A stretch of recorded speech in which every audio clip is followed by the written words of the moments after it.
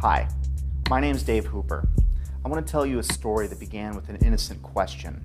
Back when I was just a regular guy, I'd been a career entrepreneur with some successes and failures. In other words, by this point in my life, I'd been humbled. But we were okay financially, my wife had another son on the way, and life was pretty good. That was February of 2011, which was the last normal month I'd ever have. That's when I first took a closer look at 9/11 and found something astonishing. Something that would change my life.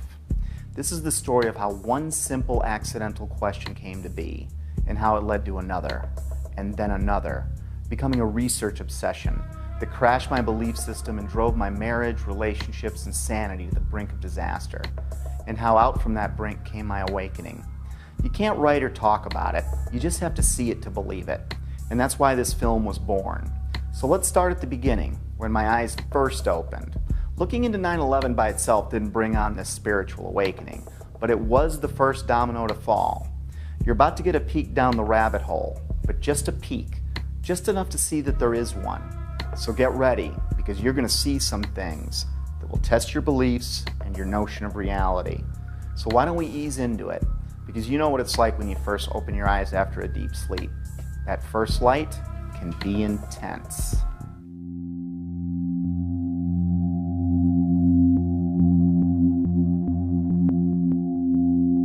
My awakening began with a simple question. It occurred as I watched a familiar clip of President Bush on the morning of 9/11. I didn't realize it then, but this question was about to change my life.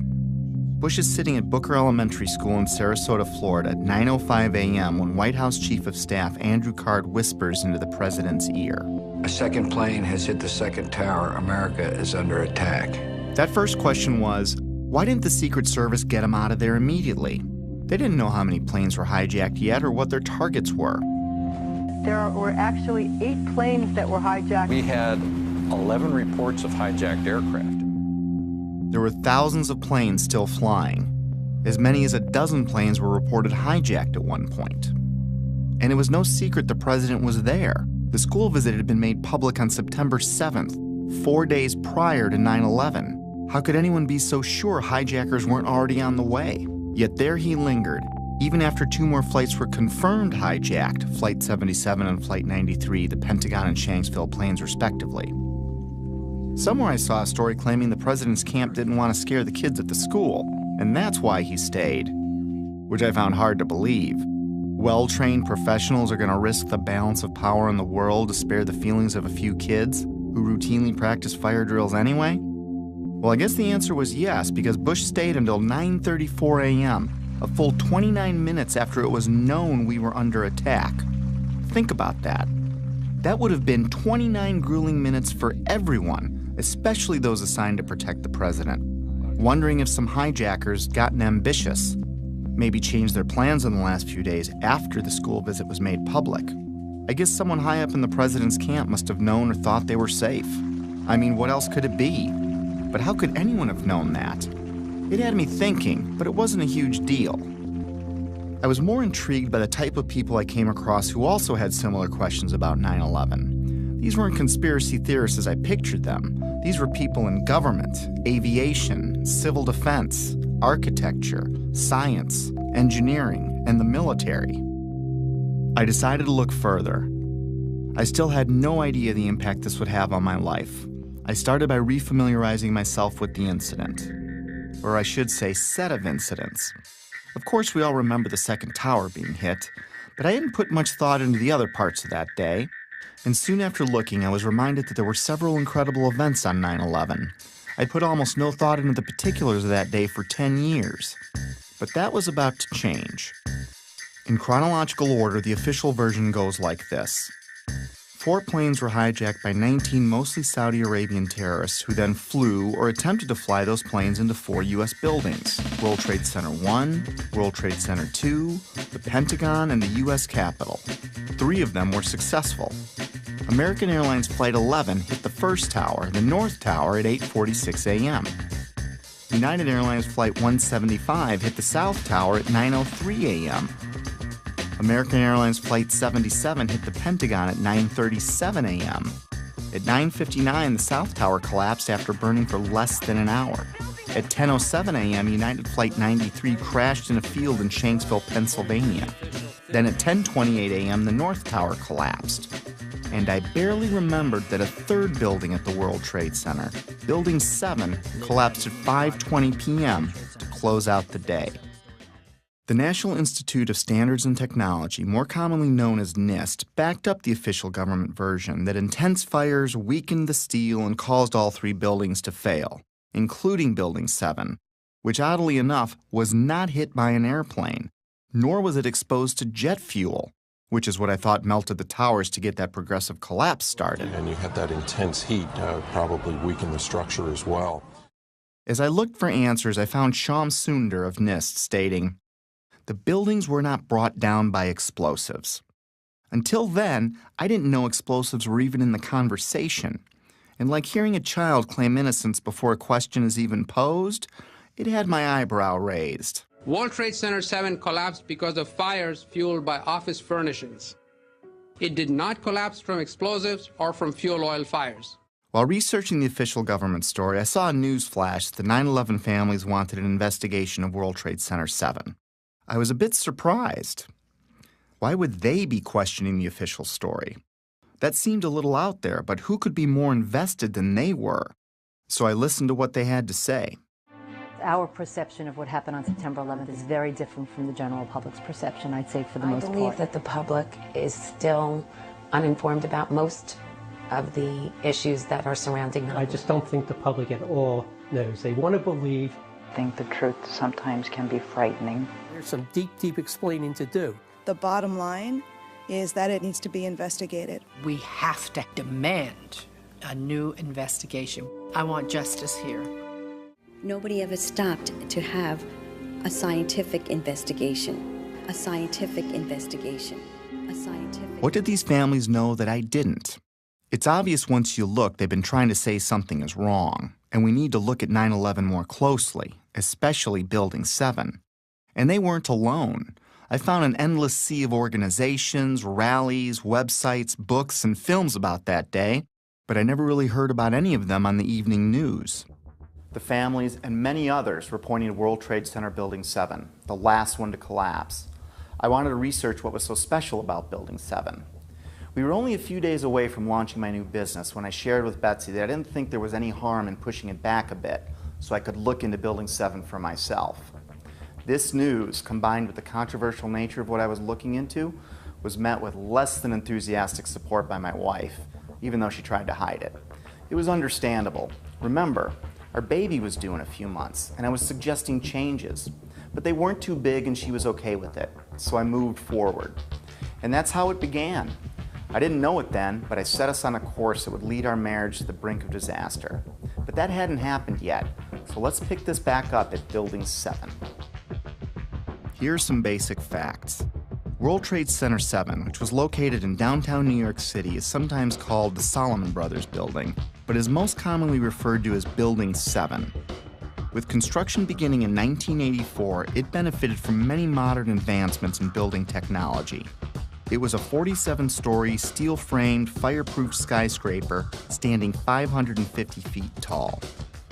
It was 300 feet from the nearest tower, the North Tower, or about a football field away. Even though it was one of the largest buildings in Manhattan, it looked small next to the Twin Towers. In September of 2001, Building 7 would have been the tallest building in 33 states. It collapsed at 5:20 p.m. the afternoon of September 11th.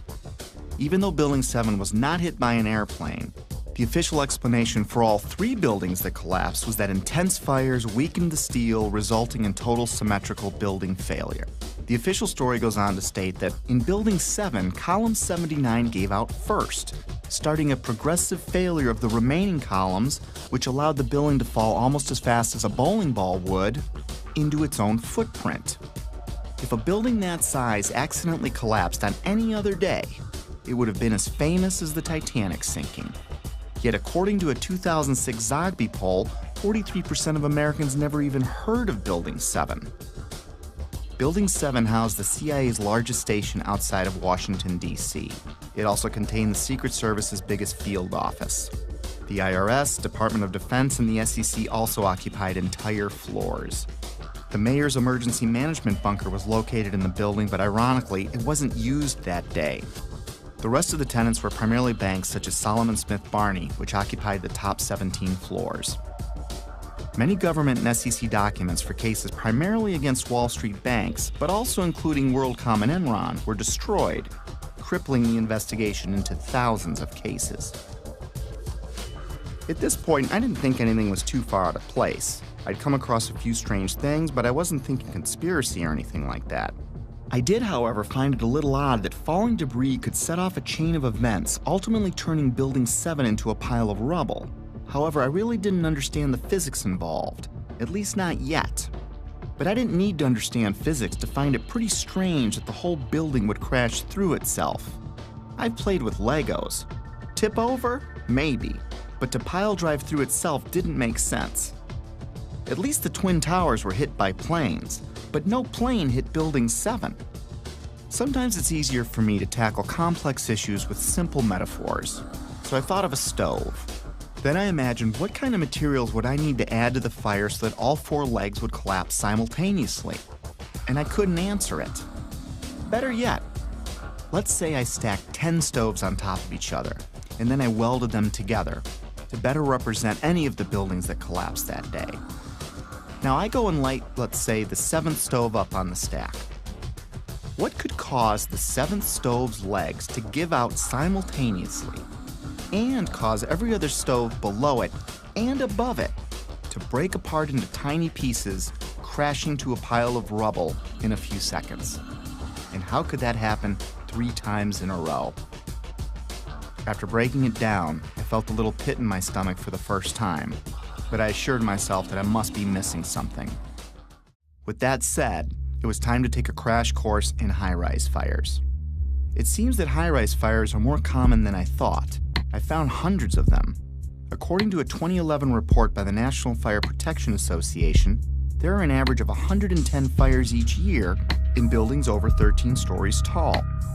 According to the report, between 2005 and 2009, there were 550 high-rise fires. Of course, there are many more all throughout history, but let's talk about some of the more startling ones.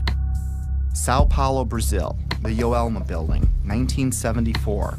Sparked by an electrical fire, the residential building burned twice as long as the Twin Towers, yet it stood. The underlying structure wasn't even weakened. In fact, it's still in use today. The MGM Grand, which is now Bally's in Las Vegas, Nevada, caught fire in 1980, killing 85 people. It's had a few facelifts and ownership changes, but the structure underneath was never compromised. It's still in use today. Los Angeles, California, 1988. What was then called the First Interstate Bank building burned for 3.5 hours. No structural failure at all. In fact, an insurance company moved in, and today it's known as the Aon Center.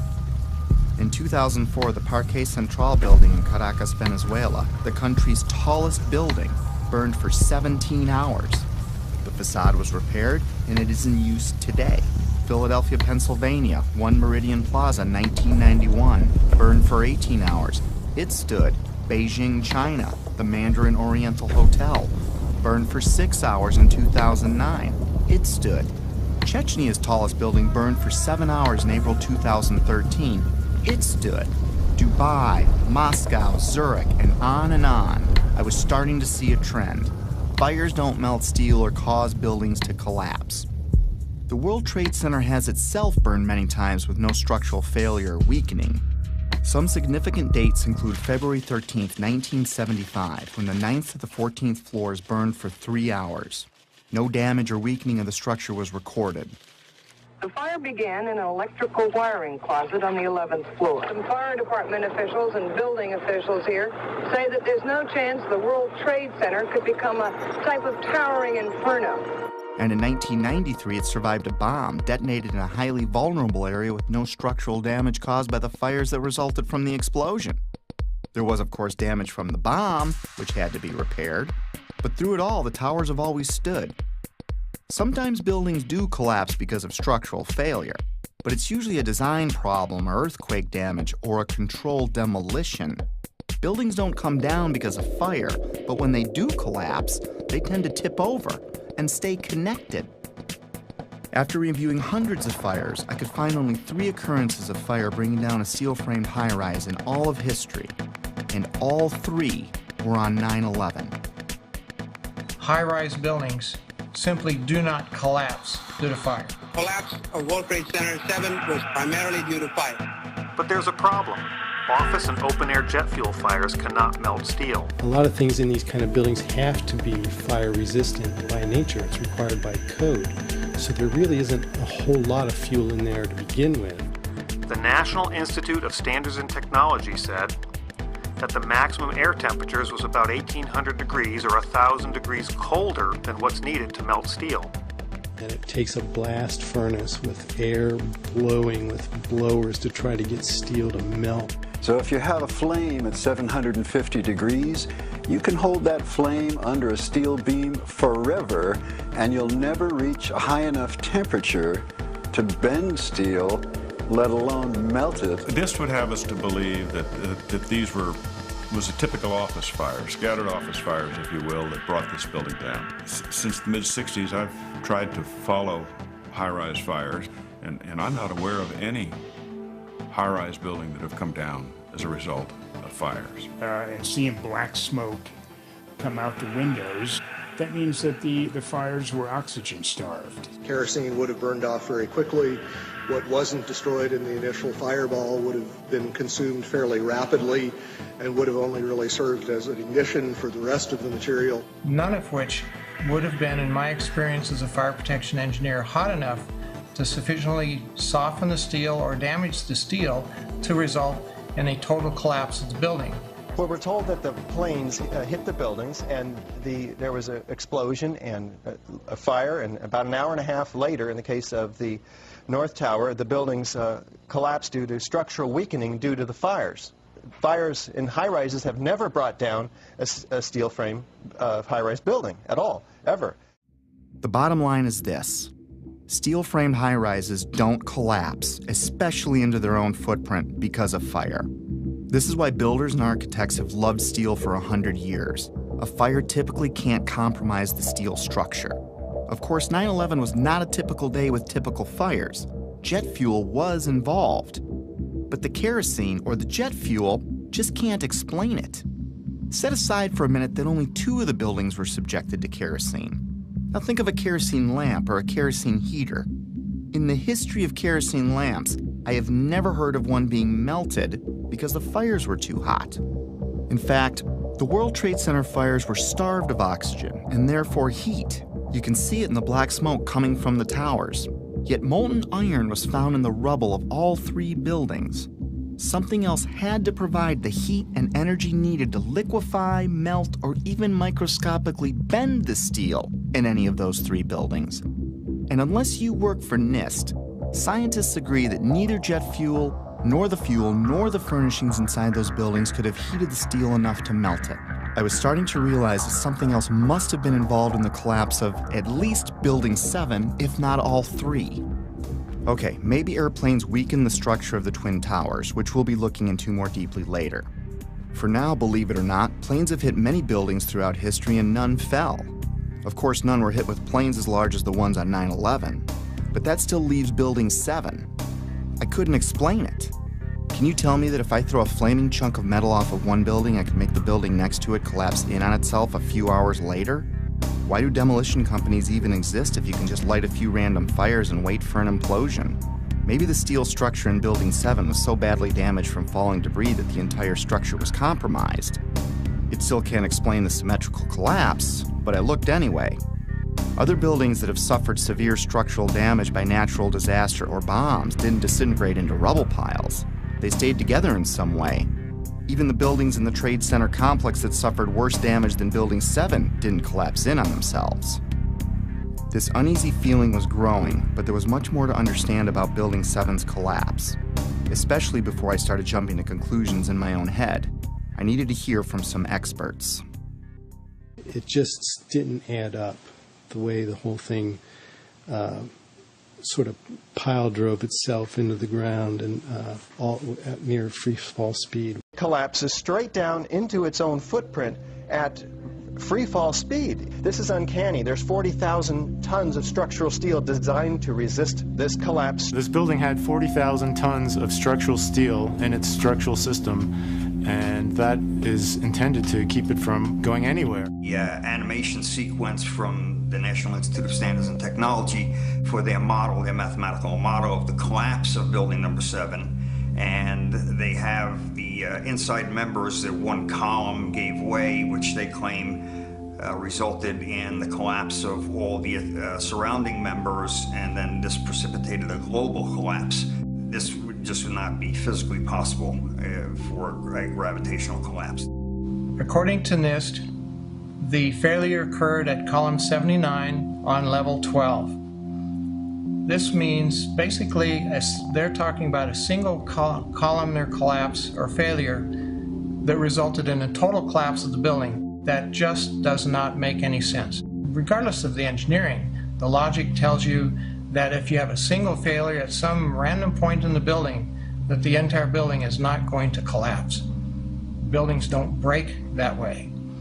The story that just a few columns can cause a synchronized global collapse, an implosion, is, well, that's just nonsense. The exterior columns on the outside as well as on the inside at the bottom would have to be severed almost at the same time. The building would want to topple over. It would want to bend over that weakened area and topple over sideways. What we saw the structures came straight down upon itself. It cannot happen that when you have asymmetric damage, you will get a perfectly symmetrical collapse. At free fall speed, that's impossible. That's a violation of the fundamental law of physics that says that for every action, there's an equal and opposite reaction. If you took a billiard ball and dropped at the height of the Twin Towers, and you just merely stopped it and started at every floor in free fall, it would take over 1.5 minutes to reach the ground. The buildings were down in 10 seconds. Buildings just don't behave like that. If floors fall, they tend to fall and are braced by the floor directly beneath it. And there's some delay there. And then the next floor falls with 2 floors, and there's some more delay. The buildings actually accelerated as they came down, meaning they were not getting resistance from these massive columns in the center of the core of this building. And when it's all finished, the outside walls from the lower floors are piled one on top of the other right in the middle of the building. So it's fiction to say that a building as modern as World Trade Center 7 comes down with no resistance. Doesn't add up. The official explanation was dead wrong. Just not possible. Not possible. Just doesn't make sense. It's not how it works. It can't happen.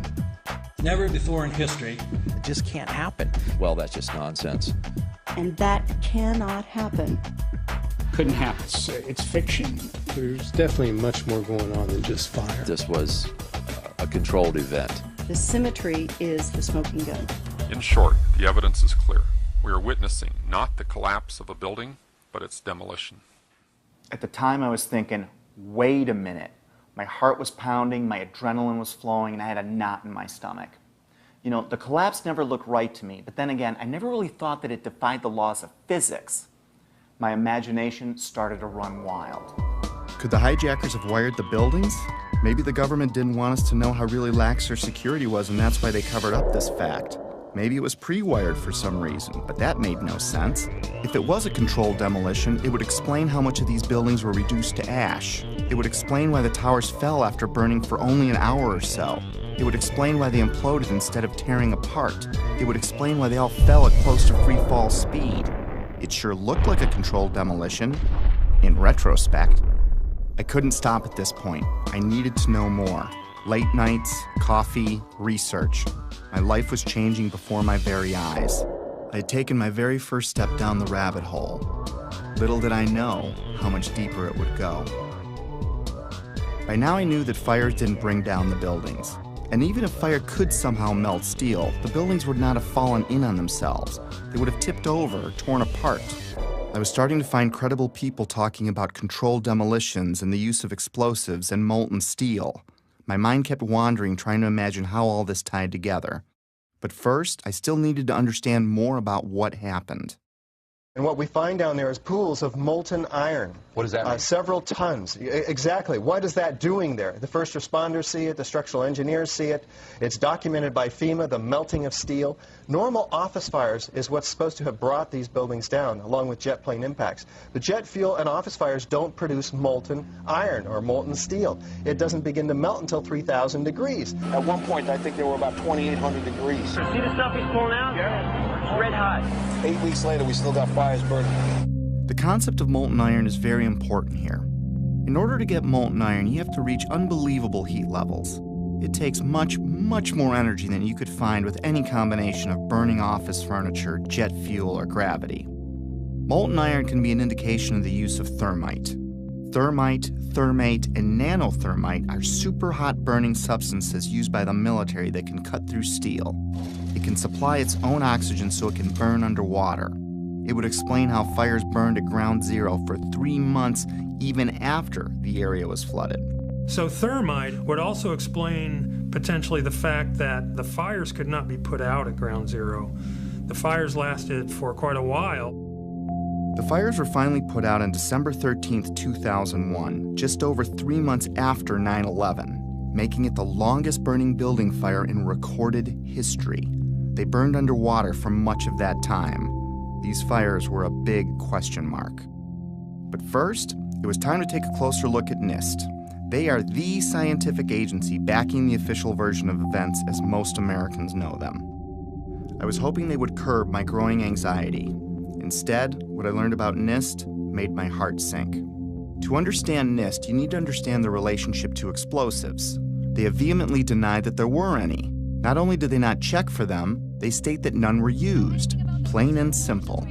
In fact, they have gone to unbelievable lengths to prove that explosives, or even the evidence of explosives, like pops going off, did not exist. Some people might call it incompetence. Others might call it selling your soul. NIST concedes that they found no evidence for explosives. So then we asked them, well, did you look? And they said, no, we did not look for explosives or residues of explosives. So the preconceived notion of NIST is that there's no evidence for explosives, and so there's no point in looking. That is the most unscientific thing that you can possibly think of, not to look because you don't expect to find evidence, and in fact the evidence is overwhelming. NIST computed what they claimed would be the minimum loudness of an explosion that could sever column 79 with a single blast. Then they claimed no observers detected explosions as loud as their predictions. This size blast would have produced an incredibly loud sound that was not recorded on videos of the collapse nor reported by witnesses. On the basis of this artificial threshold of interest, they swept aside all evidence of actual explosions and concluded that no explosives contributed to the destruction of the building. We did not find any evidence that explosives were used in the collapse. Is that a secondary explosion? Yes, it was. That was the Yeah, definitely secondary explosion. Secondary explosions, sometimes described as pops or booms, are mini detonations apart from the primary explosion of the plane impacts. These types of explosions are routine in a controlled demolition. They were heard in all 3 buildings long before any collapsed. Like, it sounded like gunfire, you know, bang, bang, bang, bang, bang, and then all of a sudden, 3 big explosions. That sound was not picked up by any of the videos or witnesses that we have talked to. You heard explosions, like ba-boom! We just heard one more explosion. That's about the fourth one we've heard. CNN is now reporting that there was a third explosion at the World Trade Center. Equally unempirical is the treatment by NIST and Popular Mechanics of reports of explosions before and during the collapses. Both documents pretend that there were no explosions. Secondary explosion. We've got numerous people covered with dust from the secondary explosion. Okay, you get the point. Why was NIST denying these explosions? Why are they a big deal? Well, those explosions are a strong sign of a controlled demolition, but they're not proof positive of one. If it was a controlled demolition, there would be other signs like misfired explosives and particles in the dust. So their preferred method of dealing with this problem was to ignore or even deny the reports. John Gross, one of the chief authors of the NIST report, was captured on film while he was making a public presentation, saying that he knew of absolutely no eyewitness who has said there was a pool of molten steel. I'm curious about the pool of molten steel that was found in the bottom of the towers. First of all, let's go back to your basic premise that there was a pool of molten steel. I know of absolutely nobody, no eyewitness who said so. Get down below and you see molten steel. Molten steel running down the channel rails. Like you're in a foundry. Like it was lava from a volcano. The fires got very intense down there and it actually melted beams where it was molten steel that was being dug out. Underground, it was still so hot that molten metal dripped down the sides of the wall from Building 6. The premise that there was a pool of molten steel. I know of absolutely nobody, no eyewitness who said so, nobody who's produced it. I was on the site, I was on the steel yards, so I don't know that that's so. Then I was at the site 2 weeks after it happened with Governor Pataki, right? And they had to cease digging that day. You know why? They were finding pockets of molten liquid metal. In an office fire, you cannot generate enough heat to melt steel. And yet we have evidence of molten iron in the microspheres, in the rubble pile, and the metal pouring out of the side of the tower. About 7 minutes before its final destruction, almost an hour after the plane hit, molten metal was seen coming out of the northeast corner near the 80th floor. What was going on here? These guys at NIST are the official version. Office and jet fuel fires can reach about 1,600 degrees under ideal conditions, but NIST said that the fires burned at 1,800 degrees, which they claim was just enough to weaken and bend the steel, which led to complete failure of each building's infrastructure. But that still leaves us more than 1,000 degrees short of molten metal, which was found all over Ground Zero. They denied that molten metal existed, and they denied that witnesses heard secondary explosions going off. Even the NIST computer animation of Building 7's collapse is inaccurate, showing the outer structural walls crumpling in instead of coming straight down. The NIST report, on which Popular Mechanics and much of the press has relied, is not a scientific report. It is a political document. We need to have an investigation of NIST themselves. I believe that the reports that came out are not true. So the fact that NIST says that is absolutely, in my opinion, it's criminal. NIST wasn't looking for the truth. They were trying to hide it. But why? Were they asked to falsify their findings? I didn't think they came up with this on their own. When I see John Gross fidget and blush as he states there was no molten metal, I see a man that is doing what many of us do when we don't tell the truth. It's basic human nature. My feelings at the time were like the moment you catch your significant other in a lie. Maybe there's an explanation, but your heart is racing until you get some answers. And if something like that's ever happened to you, you may understand needing to know more, but not wanting to know more, if that makes sense. Was there more evidence of a controlled demolitions besides explosions? And where did the molten metal come from? I needed more before I could get my head around this. I took a deeper look into all the buildings, the airplane strikes, and the possibility of planted explosives. Mostly, I was looking for something to explain away this growing pile of problems. I was looking for answers that could reduce my growing anxiety. Instead, I would fall further down the rabbit hole. By now, Betsy was about to give birth. The idea of putting the business off for a week had turned into a few months.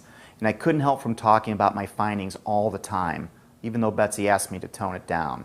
She needed more from me as a husband and father, and I needed more from her to preserve my sanity. Then my dad died, and 8 days later, my son was born. I was all over the place. This prompted my first break. I was in a very strange place, grieving my dad and celebrating my son, while digesting this new information that no one wanted to discuss. What I'd been working on was no secret to my whole family, and everyone seemed pretty relieved when it looked like I was re-entering my normal life. I was enjoying the family and starting to talk about business again, which made Betsy happy. And I wasn't talking about 9/11 anymore, which made Betsy even happier. But just when things were getting back to normal, I started getting a feeling, an urge to get back into it. It kept growing and I couldn't explain why I had it. I tried to ignore it, but I couldn't. And like an addict that fell off the wagon, I was back at it like I'd never left. I still wasn't certain what brought down Building 7, but I was pretty sure it wasn't fire. And it certainly wasn't an airplane since it wasn't hit by one. Maybe a look at the Twin Towers could shed some light on this. Most skyscrapers are built on steel or concrete frames, which is a grid of columns and beams that goes all the way through the building. The World Trade Center was different. It was what engineers call a tube structure. It was a very, very strong mesh of steel. There's a large central rectangle in each of the towers that contained 47 columns, and these columns basically were the primary structural support of the building. These 47, 48 columns are essentially the superstructure of a battleship. They're essentially a suspension bridge. There's no way that burning kerosene can ever affect these in the least, if only because of the radiator effect. The minuscule possibility that fire somehow brought all three buildings down was gone. My only hope was that airplanes could have destabilized the buildings somehow. It didn't explain Building 7, but I was trying to give the official version every possible chance to be right. Let's look at the best documented impact that day. At 9:03 a.m., United Flight 175 hit the South Tower. The majority of the jet fuel burned off in the initial explosion, but maybe there was an explanation for the collapse in the plane impacts themselves. The first interview I came across was of Frank DiMartini, the construction manager of the World Trade Center. The building was designed to have a fully loaded 707 crash into it. That was the largest plane at the time. The building probably could sustain multiple impacts of jetliners because this structure is like the mosquito netting on your screen door. The jet plane is just a pencil puncturing that screen netting. It really does nothing to the screen netting. But the largest aircraft flying today, at least commercially, the 747, fully loaded, is on the order of 300 tons. So if you think about a 300-ton element crashing into a building that's been designed to carry 13,000 tons, you can see that an aircraft crashing into the World Trade Center would probably not do anything. We designed the buildings to take the impact of the Boeing 707 hitting the building at any location. But the plane had already hit. And what I noticed was the lights were still on in the lobby. That led me to believe that the plane never got to the core columns because the feeds for all these transformers feeding all the light and power in the towers were adjacent to the core columns. Those aircraft and those fires could not cause those buildings to come down in that way. The idea that airplanes could have destabilized the buildings never made much sense to me. The Twin Towers were like a solid iron rod coming out of the ground, supported by another steel building surrounding it. Let's use another metaphor to clarify what I mean. Let's assume a stop sign is like one of the towers. The post is the core and the thin shield of the sign is the Trade Center's outer mesh. If you shot a bullet through the stop sign, the bullet would go through the outer shell and the inner steel core that holds it up. Is the structure weakened after the event? Is it possible for the sign to implode in on itself, partially turning to dust? Does it matter if it was a flaming bullet that exploded on impact? Could the sign ever collapse in on itself? The plane impact still can't explain the near free fall speed of all three collapses, but I had to look. So if it wasn't fire and it wasn't airplanes, then it wasn't natural. Maybe I needed to look for things that can make something like this happen. And holding off on the who and the why, for now, one step at a time. And it's my expert opinion. As a demolition expert, I was trained by the best the U.S. government has. I served 3 years on Underwater Demolition Team 12. 2 years I was attached to SEAL Team 1. And when I look at the buildings and how they fall and the way they fell, they couldn't have come down without being assisted in some manner. The only way that a building can accelerate as it collapses is by having pre-engineered, precisely timed, and precisely placed explosives. In other words, controlled demolition. The collapse of the building was caused by controlled demolition. In fact, the evidence shows very strongly that there were explosives used in the way the buildings came down. We started running floor by floor instead of popping out. It was like if they had detonated. They were planned to take down a building. Boom, boom, boom, boom, boom, boom, boom. All the way down. Explosives are used to demolish buildings like this in just seconds. Okay, so it's a controlled demolition. What's the problem with that? Let's just think about this. Controlled demolitions cannot be engineered and rigged in a day. It takes months. And therefore, this event must have been planned in advance. Controlled demolition is used to bring unwanted buildings neatly down into their own footprint. It's part science and part art. Through the placement and synchronization of many different types of explosives, demolition companies can control how and when any building falls. Some are brought down or pulled in a plain Jane fashion, and others as a pyrotechnic show for an active audience. There are many more, but let's look at 8 typical signs of controlled demolition. We've already covered a few of them. We know the buildings fell at near freefall speed and the collapses were symmetrical. Anyone can see that with the naked eye. We already established people heard explosions, but it was confusing to me. And of course you're going to hear loud noises as a building collapses. This needed further investigation.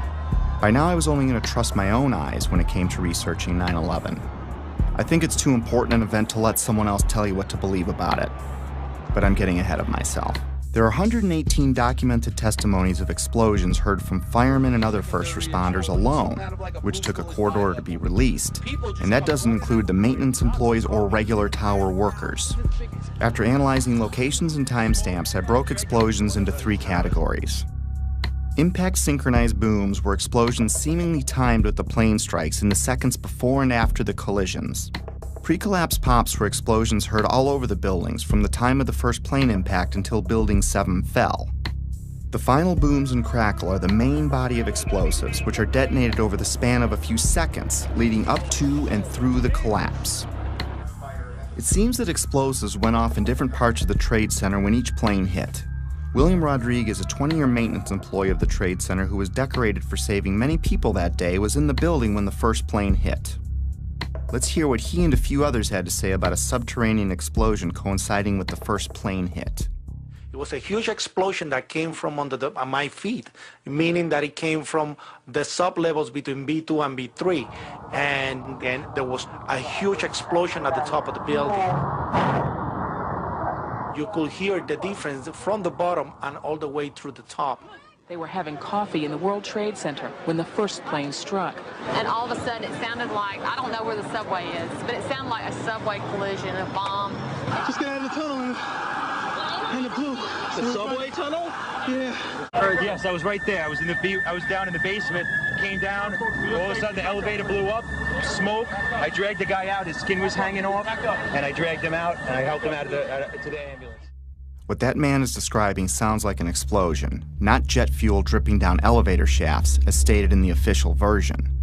Why did so many people hear an explosion below ground? A collision above might crack or break some windows, but I didn't understand how that could tear up the lobby, especially when you consider the base of the building would have felt the least amount of vibration as the shockwave was absorbed by the 95 floors above it. Remember, these images are from before the second plane strike, meaning these images were recorded between 8:46 and 9:03 a.m. The only thing that had happened so far is a plane impact around the 95th floor of this building.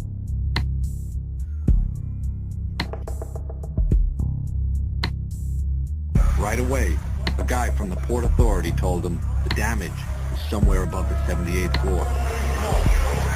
But all you had to do was look around. It was obvious. Something had happened right there in the lobby. FDNY fireman John Schrader, whose engine company 10 is across the street from the Trade Center complex, arrived at the first tower hit, the North Tower, within 10 minutes of the impact. We came down, it looked like a bomb went off in the lobby. You know, it wasn't from the jet fuel. No way. The ladies that are with me were in the World Trade Center in the first building and escaped through the lobby, where they report they believe there was a bomb in the lobby. The bomb hit the lobby first, and a couple of seconds in the first plane hit. I mean, I know of people that got killed in the basement. I know of people that got broken legs in the basement. People that got reconstructive surgery because the walls hit them in the face. At the time, I was actually in the subway heading towards the World Trade Center right around Franklin Street. And after the first explosion, the subway station started to fill with smoke. The subway cars started to fill with smoke, and the subways actually stopped. With so many people talking about the explosions at street level, it would make sense that early reports had the FBI and others looking into bombs at the base of the buildings. Apparently what appears to happen was that at the same time two planes hit the building, that the FBI most likely thinks that there was a car or truck packed with explosives underneath the buildings, which also exploded at the same time and brought both of them down. Reason to believe that one of the explosions at the World Trade Center may have been caused by a van that was parked in the building that may have had some type of explosive device in it. I spoke to the chief of safety for the New York City Fire Department. He received word of the possibility of a secondary device, that is another bomb going off. There was another explosion which took place. According to his theory, he thinks that there were actually devices that were planted in the building. Jenny Carr was recording a business meeting near the Trade Center at 8:46 a.m. on 9/11 when we hear the basement explosion. 9 seconds later, we can hear the first plane hitting the North Tower.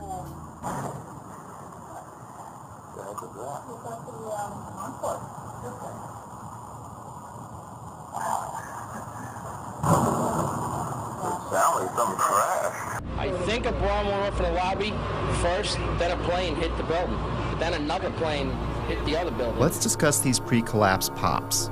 From a distance, they sound like pops, but they're actually pretty powerful.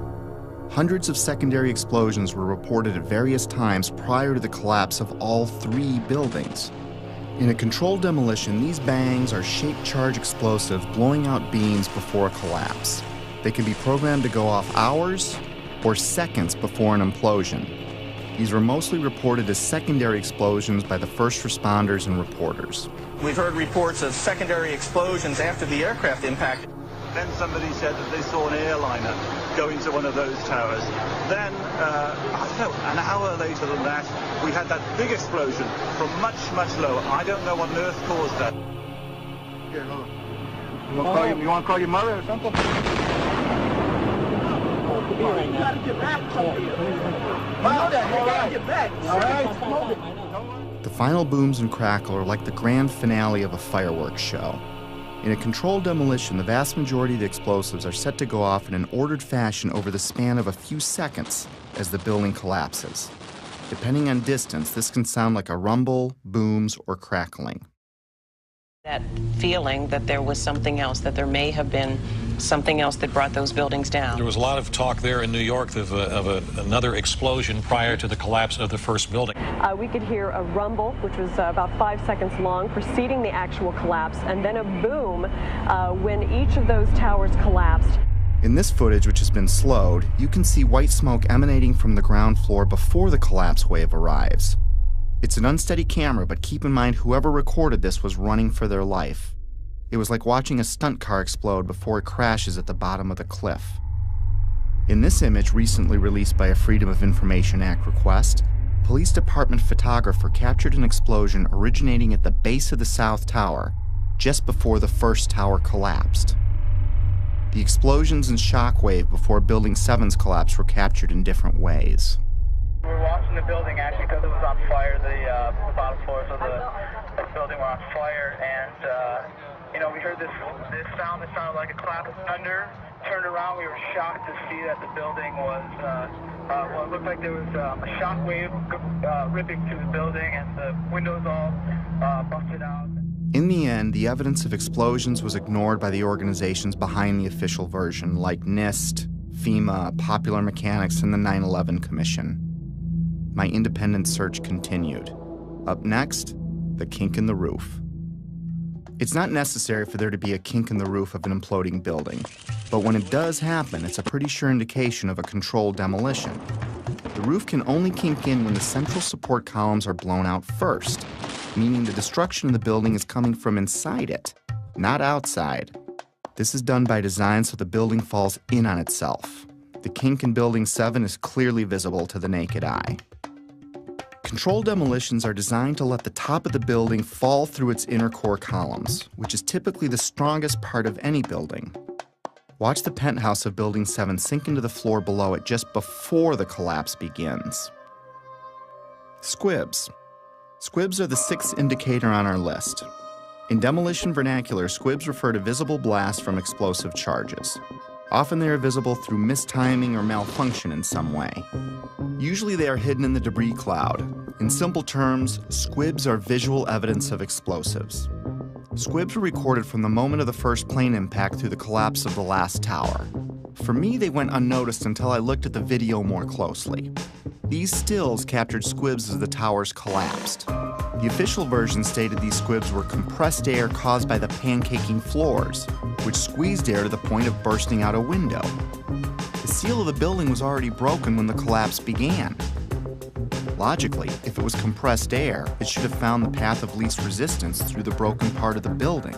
It shouldn't have knocked out a window here or a window there, as many as 40 floors below the blast wave. Naysayers tend to say, well, that's just air being blown out the windows. I mean, it doesn't really work to say it's just air pressure. And I've estimated these are coming out faster than 100 miles an hour. The following clips show multiple squibs popping out, sometimes simultaneously, sometimes dozens of floors away from each other. Of all the 9/11 information I've come across, this may have been the easiest to spot. Yet it provided me with one of those stark moments in which the reality of 9/11 sunk in to a new level. In this clip, notice how the squib occurs before the floors above reach the blast ejection point. Not all squibs, however, were easy to spot. Remember how we discussed explosions that were timed to go off with the plane impacts? Well, this is the first plane impact. Notice the dark brown smoke coming out of the top floor of the tower.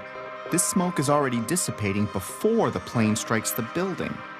In this segment, the NBC camera is pointed at the north tower. The first tower hit. In a few seconds, the second tower is going to be hit. You'll know it when it happens because of the reporter's voice and the fireball in the lower left corner of the screen. Now keep your eye on the east facade, the one on the left. Notice how several tiny explosions go off as the second plane hits the other building, perhaps in an effort to mask some necessary work prior to its demolition, as I was thinking at the time. Oh, another one just hit. Something else just hit. The seventh characteristic of a planned implosion is what's called a demolition wave. It's the path of destruction in a controlled demolition. It is a visible wave of explosions moving down the columns of a building just ahead of or at the speed of gravity. This array of synchronized explosives is timed to blow out floors beneath the collapse wave as the floors above reach the floors below, thus allowing a drop at approaching freefall speed. Again, let's slow down the film for some of these. When slowed down, you can see how the explosions are timed to go off, floor by floor. In this clip, you can clearly see a demolition wave proceeding down a column mostly hidden by the umbrella of the falling debris pile. Look to the right of the black line. It's a bit grainy because of the zoom. Here it is again without the black line. You can see synced explosives cutting a path down the building. The demolition wave can be hard to see with an untrained eye because it happens so fast. I tried to highlight a few more examples in the following clips.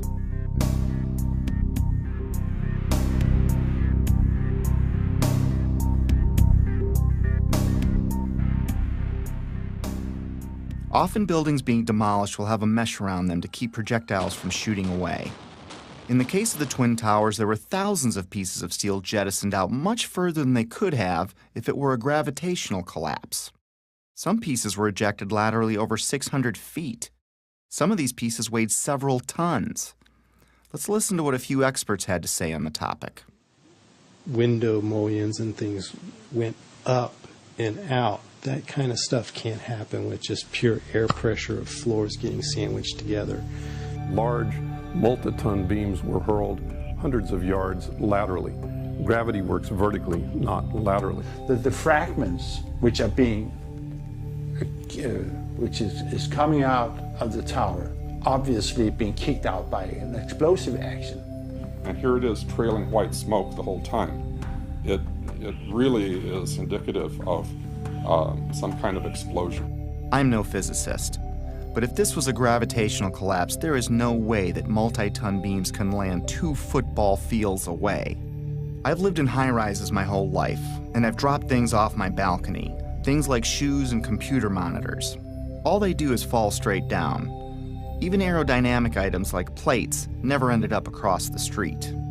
In some of these clips, you can see projectiles actually propelled upward, forming an arc. If this were a gravitational collapse, pieces could not be shot upward. And consider the pieces we see. The small pieces weigh a few pounds and the biggest pieces weigh several tons. In this clip, a multi-ton steel box column had so much lateral force that it pierced the building across the street.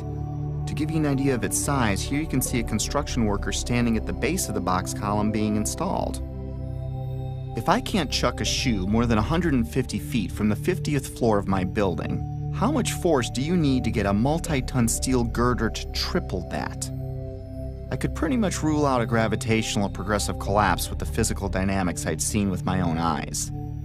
And I found it ironic that the only part left standing was the base of the building. Even though the whole building landed on it, it was the only part of the building whose columns did not become dismembered. Perhaps that says something about the difficulty in wiring the atrium of the towers. And maybe these columns at the base did what the rest of the building should have done, and that is stay together in some way. Just a personal observation I'd made at the time. Of course I've been wondering how the hijackers wired the buildings. It was the only thing that still made any sense, even if barely. But I stopped wondering how the hijackers did it when I learned what was found in the ground zero dust. Even though the cleanup and removal of the ground zero evidence began within hours of the attacks, not all of it was removed. Many different dust samples were analyzed by scientists all over the world, and what they concluded put the final nail in the coffin of the official story for me. We touched on thermite earlier, but we're going to look into it more deeply for reasons you'll soon understand. Thermite is a chemical mixture, usually of metal oxide and aluminum powder, with several variations. It's often used in fireworks, underwater welding, and military weapons. It can also be used to cut steel beams. When thermite is detonated, it leaves traces of itself in the debris, like perfectly round microscopic spheres of iron, and unexploded thermite itself, both of which were found in the ground zero dust. The fact that explosive residue was found in the dust didn't surprise me, at least not by now. I already knew in my heart it was a controlled demolition. What rocked me was the type of thermite found. You see, it was a special type of thermite called nanothermite, and it meant that the odds that the hijackers could have done this dropped to near zero. My belief system kept taking more hits, which we'll discuss in a bit. For now, though, let's have the experts walk us through the basics. In 3 different samples from 3 independent researchers, the R.J. Lee Company, the USGS, and Dr. Stephen Jones's work, all 3 separately found these microspheres. As much as 6% of the World Trade Center dust consisted of tiny, previously molten iron spheres. You cannot get a perfectly round sphere of metal from the building tearing apart. The only way you can get that is by starting with a molten liquid. Then the hydrostatic pressure will create the perfectly round sphere as it solidifies. So what produced all that molten iron? Well, it has in it the chemical evidence of a special incendiary, which is thermite, a high-tech incendiary used to cut through steel like a hot knife through butter. These spheres have iron, aluminum, fluorine, manganese, very unusual elements associated only with thermite. And there's small chips of unignited thermite as well. In the dust, we found what we characterize as unreacted thermitic material in the shape of some very tiny red-gray chips. We captured the residue after the material had been heated. The red-gray chips, as we ignite them, produce spheres that have iron and aluminum, just like we see in the dust in abundance. And the composition was very, very similar. And that led to the conclusion of the paper, which was, we've got some form of thermite in these red-gray chips. What I can confirm also is that these chips, the red layer is thermitic. It does produce molten iron. I've heard this argument that somehow perhaps someone seeded these samples with nanothermite. There have been some that have argued that these red-gray chips could be paint of some form. I've also heard the argument that perhaps the falling buildings just generated this nanothermite. Well, no. So it wasn't, the red-gray chips are not the primer paint that was used on the WTC steel. These chips are not naturally occurring. They are not going to form because some materials fall down in a building and touch each other and get compressed together. That's just not what this material is.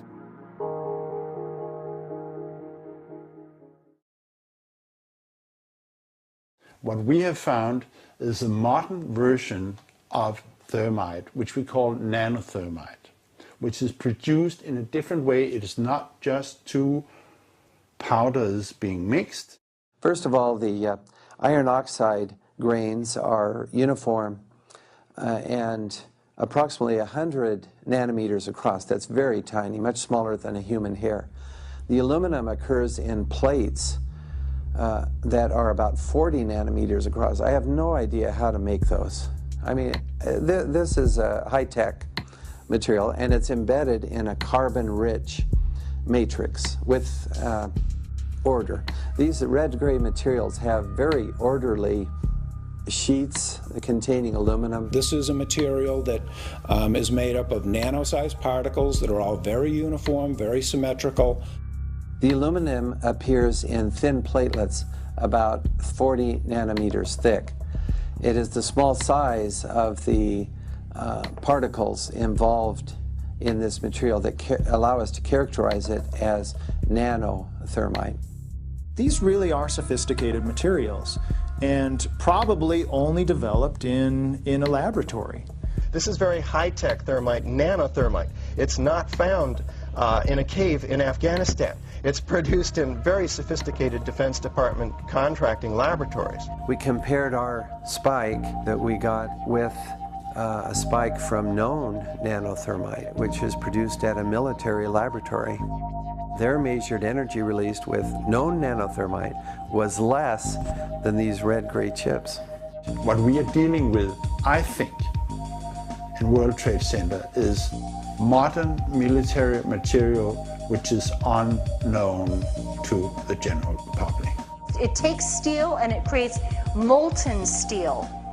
So it takes beams of steel and it turns it into molten steel, and it just everything underneath just sinks into the ground like what you saw. And it is a special U.S. military grade weapon. So the military uses it for a number of different applications. Okay? It is a military grade weapon. It's not something you could make ever. I was pretty astonished at how deep this rabbit hole was getting, even though I still had no idea what I was in for. Of course, by now, I had to acknowledge this was a planned demolition, unless I wanted to lie to myself. Maybe you can explain squibs, but how do you explain explosions or the molten steel? And if you explain that, how do you explain the rate of fall or thermite in the dust? I had to face facts. No matter what my heart wanted to believe, these buildings were wired to blow, plain and simple. But it wasn't until understanding how nanothermite is made and who has it that I considered, for the first time, that someone other than the hijackers had to be involved. And as scary as it was to consider, it might even be homegrown. Hundreds of questions kept flooding in.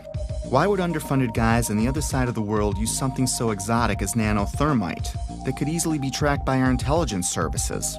Who would sell it or make it for them? Why risk accessing the buildings every day for months? How did Building 7 get detonated at the end of the day? If you have the means and go to the trouble of getting nanothermite and wiring the building, why let the plan rest on using box cutters to overthrow military and combat-trained airline pilots, along with dozens of passengers, as the official version states? Heck, why bother killing yourself in a plane crash at all if it wasn't needed to take the buildings down? I had no idea what I was staring at least not yet, but a few puzzle pieces had been filled in. I knew that the buildings were brought down by controlled demolition, military thermite was used, NIST was being used to sell a lie, and someone wanted us to think that planes had caused this. I kept replaying the event in my head over and over, assimilating each new piece of information as I discovered it. And like a retreating army, my line in the sand about what could have really happened kept moving further and further back, and getting closer to home. But I was on a mission, and I was obsessed to find out the truth. Researching late every night was disrupting my home life again, and my wife still didn't see eye to eye with me about 9/11. Back then, she still believed the official version, but she hadn't seen what I had. For a time, she even thought I was losing it. For a time, I wondered it myself, because I was coming across things I had a hard time believing. My former, dismissive, conventional thinking self was fading away as my eyes continued to open, causing changes in my belief system and further destabilizing our home. It was harder than ever to drop the subject. Rifts were developing in other relationships too. I was angry at everything and everyone, from God to the government to anyone that didn't want to hear or believe what I had to say. I became a bit reclusive as I dug deeper. If the building was wired, lots of people had to get past security every day for a while. Remember when I said I lived in high-rises my whole life? Well, I worked in them too. And there is no way you can access buildings like those without the building security knowing. Lots of equipment had to be brought in. Authorization forms would need to be filled out. There would be drilling and pounding and dust in the ventilation ducts. Whoever was coming in would need a plausible reason to be there. They would need access to the elevator shafts. They would be taking incredible risks each day unless they had permission to access the guts of the building. Anybody who's ever watched a building being demolished on purpose knows that if you're going to do this, you have to get at the under infrastructure of a building and bring it down. The columns could have been set up with explosive devices during the off-hour operations of the building by elevator company personnel. It wouldn't be a problem once you gained access to the elevator shafts. How about an elevator modernization, which we know was going on the 9 months prior to 9/11? There are people who noted that the elevators were locked in turn and that there were guards placed at these locked elevators during the modernization. And in the case of a steel frame building, that means we load them with RDX cutting charges, which are loaded with individual delays, sometimes as many as 2 to 3 different delays on a given floor. I was sick to death of the dust which was appearing on the windowsills. It was dirty grey and very, very noticeable in that week leading up to 9/11. There were workers throughout the World Trade Center that had access to the hoistway, which is immediately adjacent to the core columns and beams in the building. The fact that there were visitors, like engineers of some kind, wandering around the floors, carrying toolboxes and cables and so on. We're talking about several tons of nanothermite and ordinary thermite. One would have to have access through security.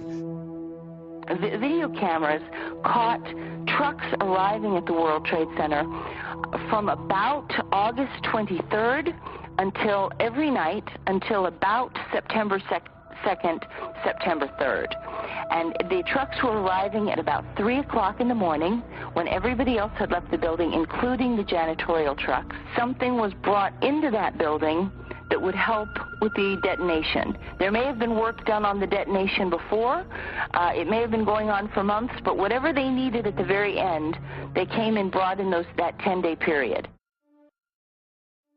The 9/11 Commission also does not tell you that Marvin Bush, the president's brother, and their cousin, Wirt Walker, were the principals of the company that was in charge of security for the World Trade Center. They don't, The jaw-dropping coincidences kept piling up. I learned that Stratosec was a security company which used to be called Securicom, and they didn't just handle security for the World Trade Center complex. They had contracts with Dulles International Airport, from where Flight 93 departed, and United Airlines, accounting for most of the security breakdowns on 9/11. And another thing, Stratosec also handles security for Los Alamos National Labs, one of the only places on the planet that can produce the nanothermite found in the ground zero dust. The odds are pretty astonishing that one company can link so many vital elements of 9/11. But more astonishing is there's no mention of Stratosec or Securicom in the entire 567-page 9/11 Commission report. Of course, that was no surprise by now. Did I forget to mention that that same 9/11 Commission did not mention the collapse of Building 7 in the entire report either? Why is there not a word about the collapse of that building in the 9/11 Commission report? We didn't see any evidence of the kind of thing you're talking about. I didn't think this was something done by terrorists anymore, nor did I think this was done by any one man, even if a president. How does he get nanothermite? How does he get NORAD, the FAA, and our air defenses to look the other way? Or get access to the interior of all 3 towers? Or get 19 guys to kill themselves? Or get NIST and the 9/11 Commission to tank their investigations? Or keep the media quiet? Or keep a rival administration from exposing it? No. This seemed much bigger than even a president, and impossible for a man on the run. If someone like me with no budget or staff can find something clearly wrong with Building 7's collapse, how could an entire government commission fail to mention it in their report? Something big and strange was coming into view, seemingly coordinated and almost invisible, like 1,000 more puzzle pieces dumped out before me. I couldn't see the bigger picture yet, but I knew there was one, and it involved powerful elements of our world. This reminded me of a quote that struck me in Woodrow Wilson's book, The New Freedom. He writes, "Some of the biggest men in the United States in the field of commerce and manufacture are afraid of somebody, are afraid of something. They know that there is a power somewhere so organized, so subtle, so watchful, so interlocked, so complete, so pervasive, that they had better not speak above their breath when they speak in condemnation of it." I wondered if we were talking about the same thing, so I continued my research. I didn't even need to remind myself I was falling down the rabbit hole anymore. I was now fully expecting to see the unexpected. Remember the opening chapter, The Dog That Didn't Bark? It was a reference to a Sherlock Holmes story called Silver Blaze, in which Holmes deduces the culprit must have known the family dog, because the dog didn't bark while the crime was committed, as he normally would if a stranger were on the property. The same way the Secret Service didn't bark, by staying in the school. The same way real watchdogs like the 9/11 Commission, NIST, and the media didn't bark either. Lots of people, including politicians, the media, and emergency workers on the ground, knew Building 7 was going to come down well ahead of time, as impossible an event as that was. But even then, they said, hey, you know, like, you got to stay behind this line because they're thinking about taking this building down. They're not sure if it's stable or not. So they were holding a line off because they had knowledge that something was going to happen. That by noon or 1 o'clock, they told us we had to move from that triage site up to Pace University, a little further away, because Building 7 was going to come down or being brought down. Did they actually use the word brought down, and who was it that was telling you this? The fire department, and they did use the word, we're going to have to bring it down. Keep your eye on that building. It'll be coming down soon. I didn't hear any creaking, or I didn't hear any indication that it was going to come down. And All of a sudden, the radios exploded, and everybody started screaming, "Get away, get away, get away from it!" And the whole time you're hearing thum, thum, thum, thum, thum. So, I think I know an explosion when I hear it. We are on the phone with New York Fire Department Lieutenant David Restuccio. Can you confirm it was number 7 that just went in? Yes, sir. And you guys knew this was coming all day? We had heard reports that the building was unstable and that it eventually would either come down on its own or it would be taken down. And we were in a building in which we were trapped for about 10-15 minutes, and we set up headquarters at 75 Barclay Street, which was right there with the police commissioner, the fire commissioner, the head of emergency management, and we were operating out of there when we were told that the World Trade Center was going to collapse. The World Trade Center was going to collapse. It was going to collapse. It was going to collapse. But it was the media's pre-knowledge of Building 7's fall that was much more telling. Several news outlets around the world reported the collapse of Building 7 long before it happened. I listened closely to these segments. Considering Building 7 wasn't hit by an airplane and no high-rise has ever collapsed because of fire, how was it that all these different news agencies reported it before it happened? How can anyone report there has been an improbable accident before the accident happens? Now, more on the latest building collapse in New York. You might have heard a few moments ago, I was talking about the Salomon Brothers building collapsing. And indeed it has. Apparently that's only a few hundred yards away from where the World Trade Center towers were. That one of the other buildings, Building 7, in the World Trade Center complex is on fire and has either collapsed or is collapsing. That has structural damage as well.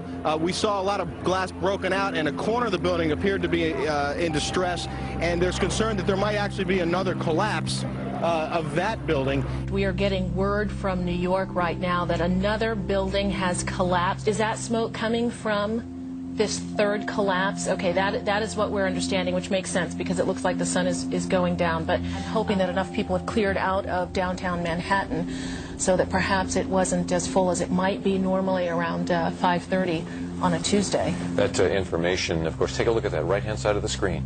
It's going down right now. There it is. Yep. It went down. Brown building, the tall one, is number 7, World Trade Center. Heard several reports from several different officers now that that is the building that is going to go down next.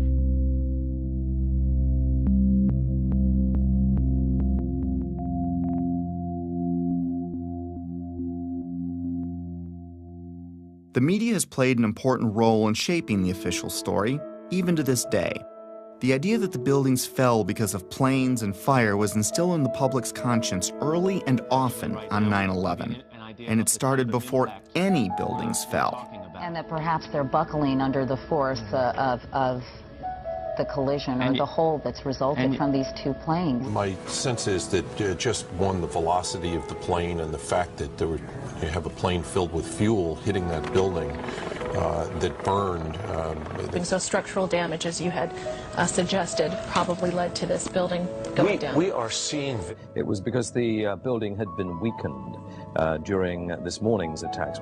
And then I witnessed both towers collapse, one first and then the second, mostly due to structural failure because the fire was just too intense. And now we are told that there's a fire there, and that building may collapse as well as you can. Pictures of airplanes flying into buildings, fires burning, huge structures collapsing, have filled us with disbelief. Metaphor time. Let's say your local TV news breaks in with a report of a car accident at the corner of Main and First Avenue because a car blew out a tire, swerved into a tanker truck, and it exploded. Now your office is at that corner, so you go out and look, but everything looks fine. You flip stations and other stations are reporting it too, using different wire services even. As you stare out the window wondering where there's another Main and First Avenue, a car drives into a parked gas truck and it explodes. Have you witnessed a miracle or a staged event? If what I was finding were mistakes in a massive ruse, then the sheer boldness and size of it alone is why I never saw it before. It reminded me of a quote often attributed to Joseph Goebbels, the minister of propaganda for Hitler's Nazi Germany, who stated that, "If you tell a lie big enough and keep repeating it, people will eventually come to believe it." I found a pattern of bullying, intimidation, and belittling of anyone asking valid questions, which did nothing to soften my growing anger, even though I had no idea to where or to whom it was directed. We're not buying it. Okay, you don't have to buy anything. You're American. You want to be a nut, you can be a nut. Anybody who thinks that 9/11 was carried out by the government isn't a truther. They're idiots. I'm merely saying it is wrong, blasphemous, and sinful for you to suggest, imply, or help other people come to the conclusion that the U.S. government killed 3,000 of its own citizens, because it didn't. How big a lunatic do you have to be to watch two giant airliners packed with jet fuel slam into buildings on live TV, igniting a massive inferno that burned for 2 hours, and then think, well, if you believe that was the cause? These people are idiots. They're mentally ill. They should be treated with respect. It's an insult to people who are victims of 9/11 and their families. You know what? It wasn't an inside job. We can see the planes. The planes hit the building. It wasn't a controlled demolition, and the buildings came down. And it just is beyond bizarre. Yeah, and you are a nutcase, Building 7. 9/11 was an inside job. Oh, get a life. Get a life. 9/11 was an inside job. You're like the guys who think that the space aliens kidnapped Elvis or something like that. That's where you are. I didn't think it was an accident that every question is uniformly dismissed. I couldn't find a familiar journalist that seriously entertained these obvious questions that anyone would have. Could I really be onto something that the media couldn't see? Or were they trying to keep me from seeing something they did? Most reasonable people would question the official story after seeing what we've seen. So I switched my focus to independent news sources, outside the mainstream. No, they're not well-funded, slick, or glitzy. Most are just regular people or sincere journalists trying to expose the truth about something in their corner of the world. One such man was Bill Cooper. I found him early in my 9/11 research. At the time, I couldn't explain how he predicted what you're about to hear. Bill Cooper spent his life in the intelligence community. He rose to the Office of Naval Security and Intelligence, serving on the intelligence briefing team for the Commander-in-Chief of the Pacific Fleet. He held several top security clearances. After the military, he developed and operated the largest civilian intelligence agency in the world. The world's largest and most successful civilian intelligence gathering operation in the world, which makes me privy to an awful lot of information that none of you will ever see. In other words, he was very credible. The following clip is from his radio program, The Hour of the Time, which aired on the night of June 28, 2001, 76 days before 9/11 happened. A CNN reporter found Osama bin Laden, took a television camera crew with him, went into Osama bin Laden's hideout, interviewed him and his top leadership, his top lieutenants and colonels and generals in their hideout. This is a CNN reporter with a camera crew.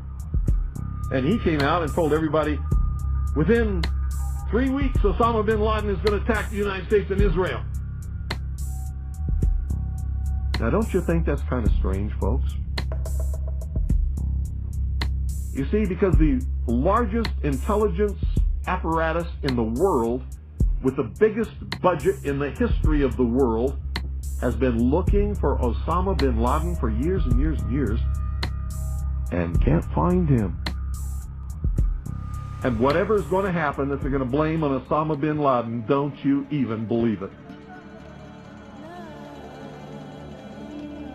When in hell are all you people going to wake up? All these early news reports were glaring misfires in what seemed to be an otherwise coordinated media campaign. Misfires not unlike the ones meant to coincide with the first plane impact. Little mistakes that my untrained eye never picked up before, but that I was now finding all over, spawning even more questions, and fueling the early stages of what would become my spiritual awakening.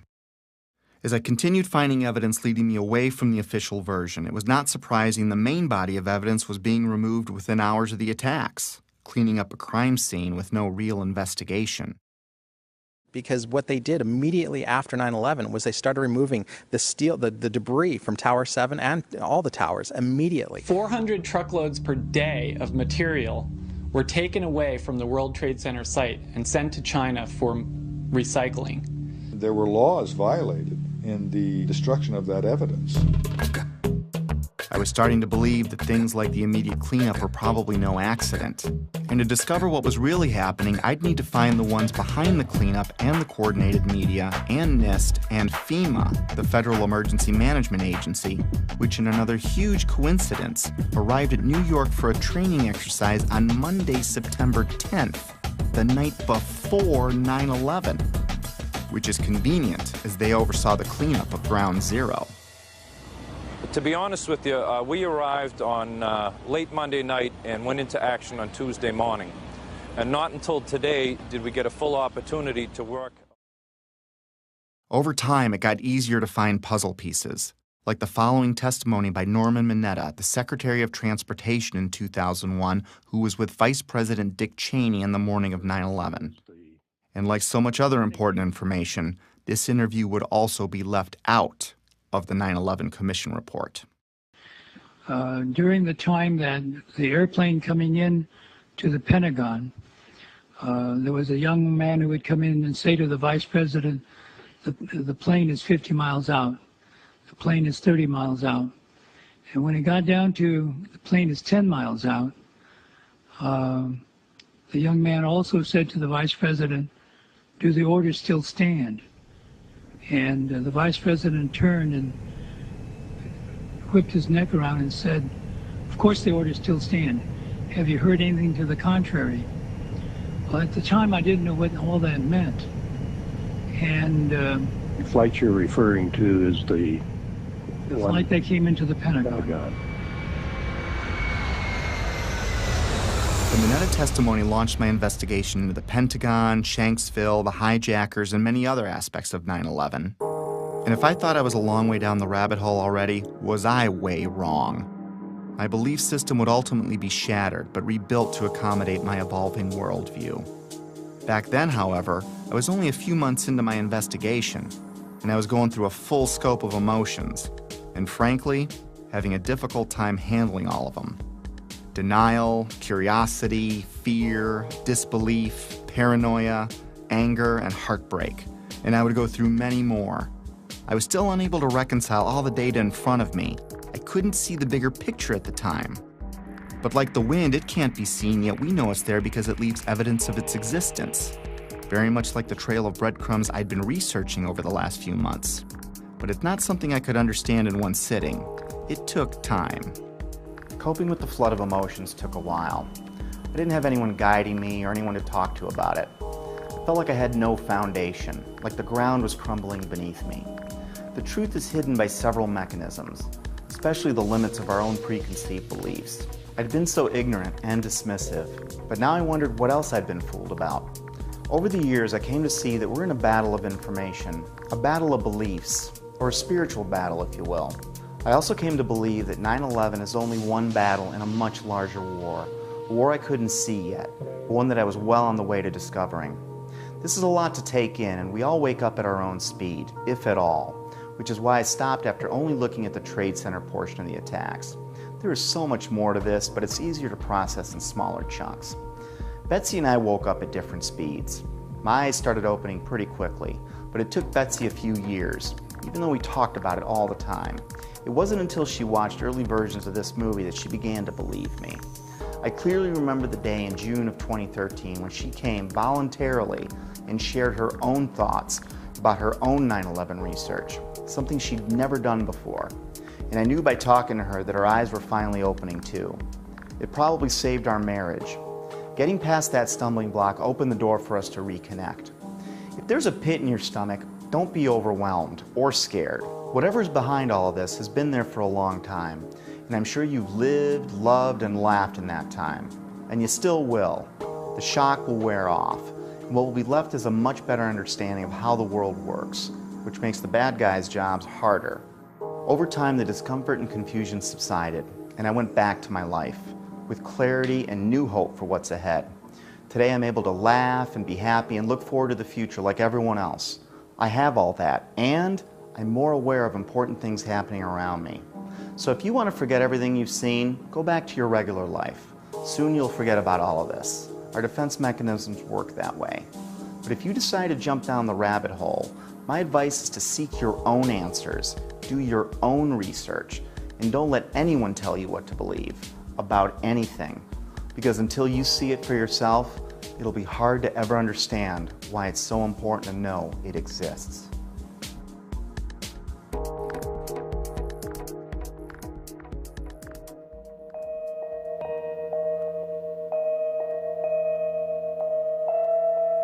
I'm not trying to alter anything, just illuminate it. From the moment of birth, all we know is the thirst. These devils trying to make the river flow in reverse. All my people on the rooftop, all my people on the ground. Did you really think I came to bring peace? I came for blood to rain on these streets, bang on these beats till we're all away. They ain't got the balls to haul us all away. Shout out from the rooftop, God is great. All these wannabe cobras just guard of snakes. I'ma shine the light, watch them cower in shame. Got guns, but the flame will devour your brain. It's bigger than freedom, bigger than change. Politicians, citizens, sinners, and saints. Raise the vibration and the shift begins. Where you gonna go with them spaceships and things? Wake up.